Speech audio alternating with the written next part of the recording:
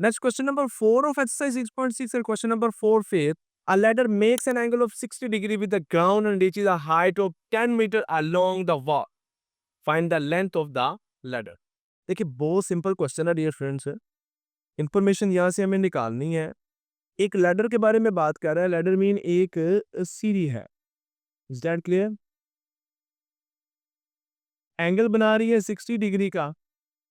एक ऑब्वियसली अगर एंगल बनाएगी एक दीवार के साथ है और ground reaches a height of 10 metre long और दीवार के साथ 10 मीटर लॉन्ग जो है वो उसकी हाई है।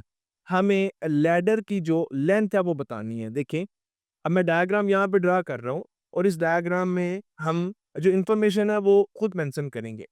ये सीढ़ी है, ये लैडर है, ये दीवार है। दीवार के साथ ये जो एंगल बना रही है, एंगल बना रही है 60 डिग्री का। Is that clear? ये मैंने यहाँ पे मेंशन कर दिया है, ये 60 डिग्री का एंगल बना रही है। Reaches a height of 10 metre along the wall. कहता है जब सीढ़ी लगाते हैं ना तो ये दीवार के साथ साथ कहाँ तक आ गई है? दीवार के साथ साथ ये 10 मीटर लॉन्ग आ गई है। Okay, find the length of ladder. हमें ये जो लैडर की लेंथ है, सीढ़ी की लेंथ है, ये बतानी है। तो अब अगर मैं आप हम अब हम अगर आ जाए राइट ट्रायंगल में, तो राइट ट्रायंगल में ये क्या है? परपेंडिकुलर है। परपेंडिकुलर की लेंथ गिवन है। ये क्या है? हाइपोटेनस। हाइपोटेनस हमें फाइंड करना है इन दिस केस और एंगल यहाँ पे क्या है? गिवन है। तो इंफॉर्मेशन एक्सट्रैक्ट कर ली हमने। इसको अब कुछ इस तरह से ही हम यहाँ पे लिख देंगे। चाहे तो आप ये जो राइट ट्रायंगल बन रही है ABC, इसको नेम दे दें। नहीं भी नेम देते हैं, नो प्रॉब्लम। देखिए मैं यहाँ पे लिख रहा हूँ जी। हम यहाँ पे लिखते हैं जी height of wall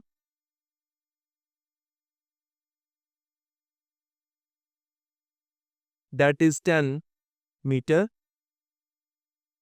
okay, angle theta से डिनोट करेंगे इसको, 60 डिग्री है। और हमें लेंथ ऑफ लेडर जो है ये फाइंड करनी है, सीढ़ी की लंबाई जो है ये हमें फाइंड करनी है। क्या रिलेशन बनाएंगे? हमें पता है हमें परपेंडिकुलर गिवन है, हमें हाइपोटेनस निकालना है।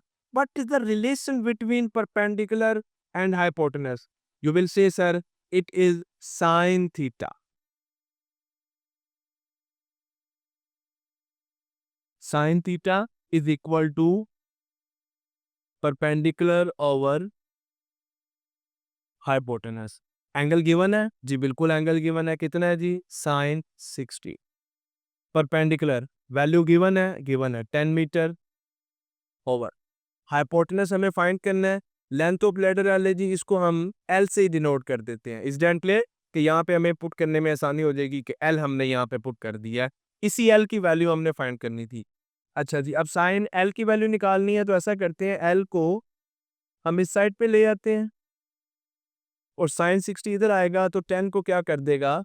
डिवाइड कर देगा। अब कैलकुलेटर से जल्दी से साइन 60 की वैल्यू निकाल लें। वैसे तो आपको जो हमने ट्रिग्नोमेट्रिक रेशियोज का टेबल जो है वो डिस्कस किया हुआ है, तो वहां से आपको साइन 60 की वैल्यू आनी चाहिए कि साइन 60 की क्या वैल्यू होती है। तो आप जल्दी से कहेंगे कि जी सर साइन 60 की वैल्यू हमारे पास होती है 1/√3/2। लेकिन यहाँ पे जो हम वैल्यू यूज करेंगे वो हम कैलकुलेटर वाली वैल्यू यूज करेंगे। तो आप कैलकुलेटर से वैल्यू फाइंड करेंगे साइन 60 की। तो साइन 60 की वैल्यू डियर स्टूडेंट्स हमारे पास आ रही है 0.86।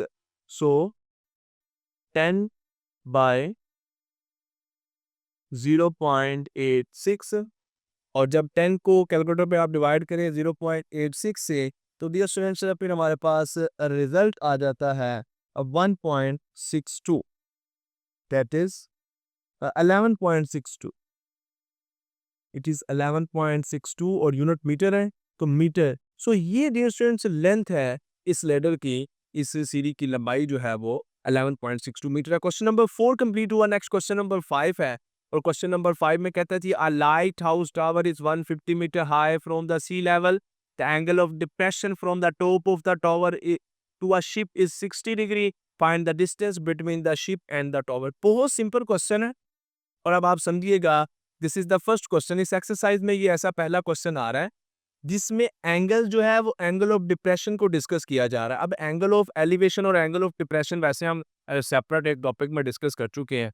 मैं यहाँ में भी डियर स्टूडेंट्स आपको बता दूंगा। तो मैं डायग्राम यहाँ पे ड्रा करूंगा जस्ट आप लोगों की अंडरस्टैंडिंग के लिए कि आपको एंगल ऑफ डिप्रेशन जो है ये समझ में आ जाए। वैसे डियर स्टूडेंट्स, क्वेश्चन को सोल्व करते हुए अगर आप एंगल जो भी गिवन है, आप इस बात को इग्नोर करें कि वो एंगल ऑफ डिप्रेशन है या एंगल ऑफ एलिवेशन है। ये एक मैं हिंट आपको दे रहा हूँ, एक ट्रिक आपको बता रहा हूँ।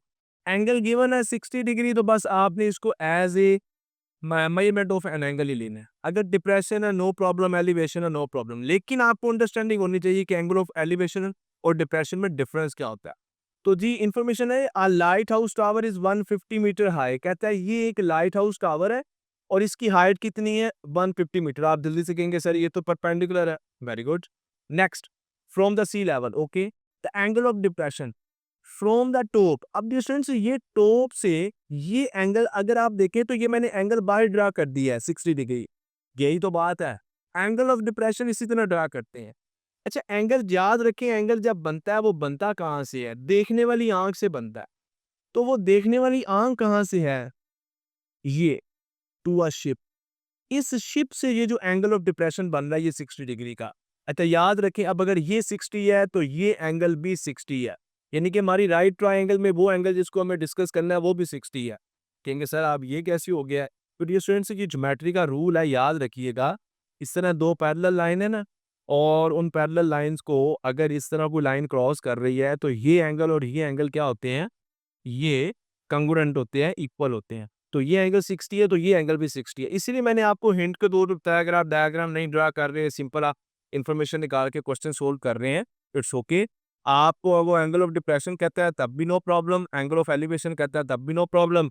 आपने उसकी मेजरमेंट जो है वो एज इट इज ले लेनी है जो क्वेश्चन की स्टेटमेंट में गिवन होती है। But we have to find the distance between the ship and tower. ये शिप है, यहाँ से एंगल वो देखने वाले ने एंगल बनाया, ये शिप है, ये टावर है, हमें ये डिस्टेंस फाइंड करना है। दिस इज ये, भाई ये क्या है? राइट ट्रायंगल की ये बेस है। अच्छा अगर मैं सादा अल्फाज में आपको कहूँ ना, तो सादा अल्फाज में हमें परपेंडिकुलर गिवन है, एंगल गिवन है, बेस फाइंड करनी है।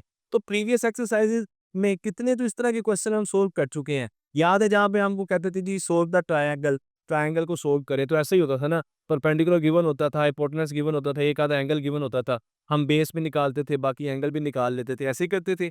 तो यहाँ पे भी कुछ ऐसा ही काम है, बस यहाँ पे ये जो है वर्ड प्रॉब्लम है। अब भारतीय सवालात होते हैं तो यहाँ से इंफॉर्मेशन निकालना मेन हमारा काम होता है।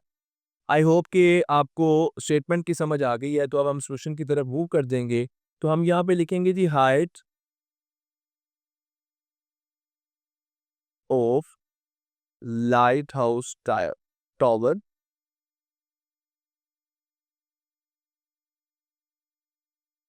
That is 150 metre. Okay, angle लिख लें, एंगल ऑफ डिप्रेशन है, एंगल ऑफ एलिवेशन है, नो प्रॉब्लम, 60 डिग्री है। अच्छा जी फाइंड क्या करना है? Distance between ship and tower.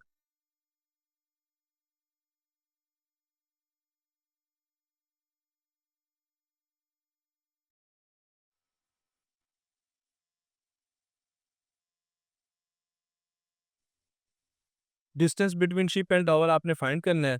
नहीं जी, इसको डिनोट कर देते हैं हम डी से। लेट कर लेते हैं ना कि जी ये हम डी से इसको डिनोट करेंगे। ये हमें क्या करना है? फाइंड करना है। तो एक्चुअली अगर सिंपल हम देखें इस केस को, तो हमें परपेंडिकुलर गिवन है, एंगल गिवन है, बेस फाइंड करना है। तो what is the relation between perpendicular and base?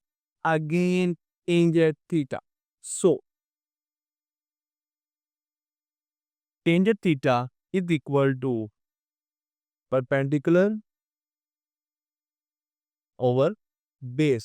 So theta क्या है जी यहाँ पे? 60 डिग्री है, टेंजेंट 60, परपेंडिकुलर की वैल्यू गिवन है विच इज 150, और बेस हमें फाइंड करना है जिसको हमने डी से डिनोट किया है। और टेंजेंट 60 की वैल्यू डियर स्टूडेंट्स बताइएगा 1.73, हम क्वेश्चन नंबर 1 में भी यूज कर चुके हैं। So it will be 1.73 is equal to 150 over D. अब डी की वैल्यू निकालने तो क्या करेंगे? डी इस साइड पे आ जाएगा, 1.73 इस साइड पे आ जाएगा। D is equal to 150 over 1.73। Calculator पर 150 को 1.73 पे डिवाइड करें तो आपके पास ये स्टूडेंट्स रिजल्ट आ जाता है 86.7। 86.7 और यूनिट्स वही यूज करेंगे जो यहाँ पे यूज हुए हैं, मीटर। तो क्वेश्चन नंबर 5 भी यहाँ पे कंप्लीट हुआ। आई मूव करते हैं towards the next question which is question number 6। So question number 6 में हमें कहता है जी measure of an angle of elevation of the top of the pole is 15 degree from a point on the ground in walking 100 meter towards the pole the measure of angle is pound 30 degree find the height of the pole। अब ये students थोड़ा सा आप focus कीजिएगा, question थोड़ा सा tricky है, little bit tricky है क्योंकि यहाँ पर दो एंगल्स जो है गिवन है। अगर दो एंगल्स गिवन है तो फिर ट्रायंगल भी हमारे पास यहाँ पे दो ही बनेगी। आए जी देखते हैं, ये मैंने केस जो है यहाँ पे ड्रा कर दिया है। अब ये इसको हम अपनी स्टेटमेंट के साथ जो है वो मैच करेंगे और देखते हैं जी। कहता है जी measure of an angle of elevation from the top of a pole. देखें ये एक पोल है, दिस इज, इसकी टॉप से एंगल ऑफ एलिवेशन है 15। तो आप जानते हैं एंगल बनेगा ग्राउंड लेवल से बनेगा ना। ये वो पॉइंट है जहां से एंगल इस पोल के टॉप के एंगल बन रहा है 15 डिग्री। ये देखिए, ये मैंने पहली जो स्टेटमेंट है, ये जो पहला सेंटेंस है, ये मैंने यहां पे आपको बता दिया। Angle 15 degree point on the from the point on of a ground from top of the pole। okay, next in walking 100 meter towards the pole। कहता है अब इस पॉइंट से, जिस पॉइंट से आपने पोल के टॉप पे देखा 15 का एंगल बन रहा था, अब आप 100 मीटर जो है वो आगे आ गए हैं यहाँ तक पोल की जानिब। आपने 100 मीटर जो है वो ट्रैवल किया है। यहाँ पे ये नहीं कि आप पोल तक पहुंच गए, नो नो, 100 मीटर आने के बाद आप रुक गए हैं। फिर आपने दोबारा पोल के टॉप को देखा है तो जो एंगल था वो 30 डिग्री हो चुका था। ठीक है, 10 एंगल क्या हो गया था, 30 डिग्री हो गया था।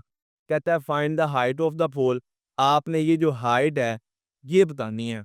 अब आप देखेंगे यहाँ पर दो राइट ट्राइंगल्स बन रही हैं, एक ये बड़ी राइट ट्राइंगल है और एक ये राइट ट्राइंगल बन रही है।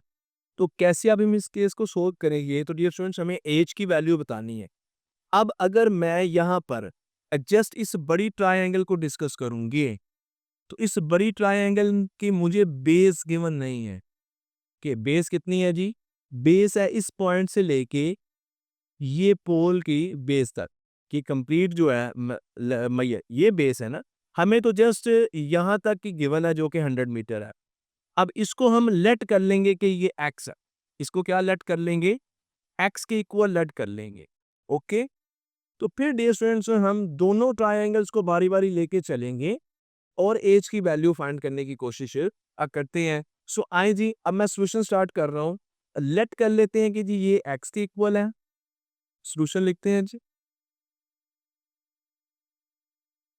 ट्राइंगल को नेम अब यहाँ पे लाजिम हमें देना पड़ेगा जी, ए बी सी और ये है D. Is that clear? Let कर लिया हमने। Measurement of C D is equal to X meter. ये जो हमने लेट किया ये हमने बता दिया। Now in right triangle A B C, मैं बड़ी राइट ट्राइंगल को डिस्कस कर रहा हूं। चले मैं इसको हाईलाइट कर देता हूं। ये बड़ी राइट ट्राइंगल को मैं डिस्कस कर रहा हूं। इस right triangle A B C में डियर स्टूडेंट्स ये जो हमें फाइंड करना है ये तो एच है, हाइट ऑफ पोल, ऐसा ही है। इस हाइट को हमें, इस पोल की हाइट को फाइंड करना है, इसको एज से डिनोट करती हुआ है। चाहे तो आप यहाँ पे स्टार्ट में बता भी दें कि ये दो चीजें हम लेट कर रहे हैं, एक तो ये हम लेट कर रहे हैं और हाइट ऑफ पोल भी लेट कर रहे हैं एच। अब ये परपेंडिकुलर है। एक्चुअली अगर आप देखेंगे right triangle A B C में ये परपेंडिकुलर है और ये बेस है। परपेंडिकुलर और बेस का रिलेशन क्या होता है, टेंजेंट। तो आप लिखेंगे जी टेंजेंट एंगल डायरेक्टली यहाँ पे 15 मैं लिख देता हूँ। Tangent 15 is equal to perpendicular over base. अब बेस क्या है जी, बेस याद रखिएगा सी बी, ये कंप्लीट बेस है। चले मैं यहाँ पे मेंशन कर देता हूँ ताकि आप लोगों को जो बात है वो 100% जो है वो समझ आ जाए। परपेंडिकुलर को मैं शो कर देता हूँ ए सी और ये क्या है बी सी। ओके, अब यहाँ भी हम इस बात को क्लियर कर देते हैं 10 15 की वैल्यू कैलकुलेटर से फाइंड कर लेते हैं जी।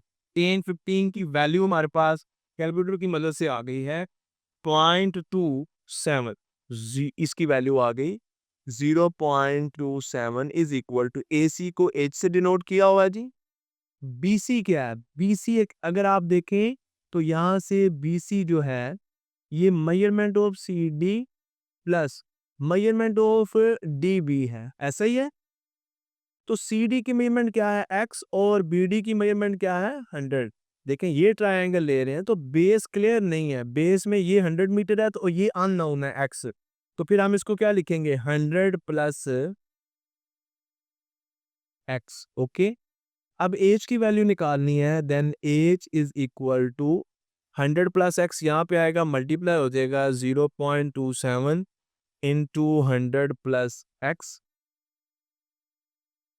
तो एज हमारे पास इक्वल आ जाएगा 0.27, जब 100 से मल्टीप्लाई होएगा तो ये 27 हो जाएगा, और यही जब एक्स से मल्टीप्लाई होगा तो इट विल बी 0.27 एक्स। ये एक हमारे पास इक्वेशन सी बन गई है। हमने एज की वैल्यू निकालने की कोशिश की है लेकिन एज की वैल्यू हमारे पास नहीं आई है। क्यों नहीं आई है? क्योंकि हमारे पास बेस क्लियर नहीं है। बेस हमारे पास इसमें एक अननोन वेरिएबल एक्स जो है वो यूज हो रहा है। आइए जी नेक्स्ट अब देखते हैं हम ये सेकंड ट्रायंगल। अब हम यहाँ पे लिखेंगे जी इन राइट ट्रायंगल ACD, जिसमें एंगल जो है एक्यूट एंगल 30 का है। अच्छा, इसमें भी ये हमें फाइंड करना है, एज फाइंड करना है, परपेंडिकुलर है, और ये क्या है बेस है, ये भी अननोन है।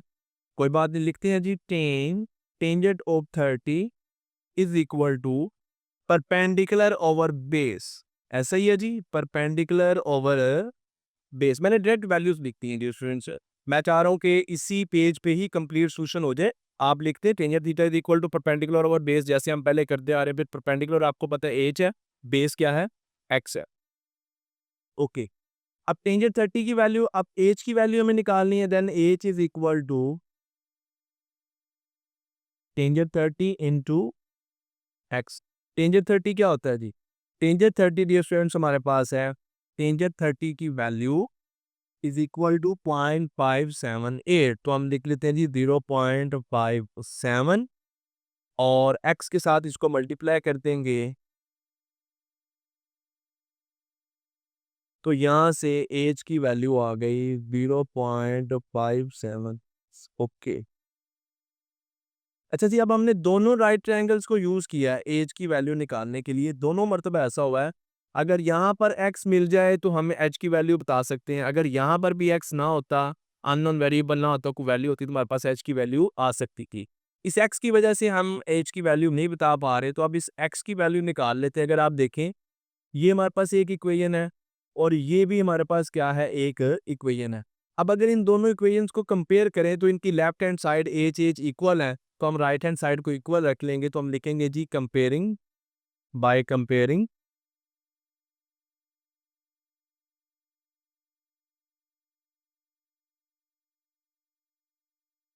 इक्वेशन नंबर 1 एंड 2, क्या होगा जी, इन दोनों को कंपेयर करते हैं। लेफ्ट हैंड साइड की इक्वल है, तो राइट हैंड साइड जो है 27 प्लस 0.27x, ये इक्वल आ जाएगा 0.57 एक्स के। यहाँ से क्या हम x की वैल्यू निकाल सकते हैं? बिल्कुल जी, x की वैल्यू हमारे पास यहाँ से आ जाएगी। कैसे आएगी जरा देखिएगा। मैं नेक्स्ट पेज पे नहीं जा रहा डियर स्टूडेंट्स, मैं इसी पेज पे रहूंगा ताकि आपको कंप्लीट क्वेश्चन इसी पेज पे समझ आ जाए। सो x की वैल्यू निकालनी है, तो ये वाली वैल्यू इधर आएगी तो सब्ट्रैक्ट हो जाएगी, 27 इसी साइड पे रहेगा। So 27 is equal to 0.57 X minus 0.27 X. ये 0.27 इधर आया तो इसमें से सब्ट्रैक्ट हो जाएगा। तो देखें जी हमारे पास क्या रिजल्ट आता है। रिजल्ट हमारे पास आता है 27 इज इक्वल टू 0.30 एक्स। अब अगर मैं आपसे पूछूं कि एक्स की वैल्यू निकालनी है तो कैसे निकालेंगे, तो आप कहेंगे कि सर ये 0.30 तो मल्टीप्लाई हो रहा है, इधर आके 27 को क्या करे, डिवाइड करे। तो अब मुझे नेक्स्ट पेज पे जाना ही पड़ रहा है। तो जी मैं नेक्स्ट पेज पे जा रहा हूँ एक्स की वैल्यू निकालनी है 0.30 को डियर स्टूडेंट्स हम डिवाइड कर देंगे 27 को डिवाइड करेंगे 0.30 से, तो ये रिलेशन एक्चुअली हमारे पास बना है जी 27। मैं एक मरतबा दोबारा लिख देता हूँ 0.30x, so x is equal to 27 by 0.30। x की वैल्यू हमारे पास आ जाएगी 90 के इक्वल आ जाएगी। ओके ओके 90 यूनिट्स आ गई है। अब x की वैल्यू आ गई है। अब याद है आपको हमने इस राइट ट्रायंगल के लिए एज क्या निकाला था? एज हमारे पास अगर आपको याद हो तो इक्वल आया था 0.57 x के, ऐसे ही है ना इक्वेशन नंबर जो 2 थी। तो अब इसमें हम x की वैल्यू पुट कर देते हैं। h is equal to 0.57 into 90, और 90 के साथ इसको मल्टीप्लाई करें तो डियर स्टूडेंट्स हमारे पास वैल्यू आ जाती है 51.3। और no it's not 15, it's 51.30 meter. हाँ जी, मीटर यूनिट यूज हो रहे हैं। तो ये जी हमने हाइट निकाल ली है 51.3 मीटर।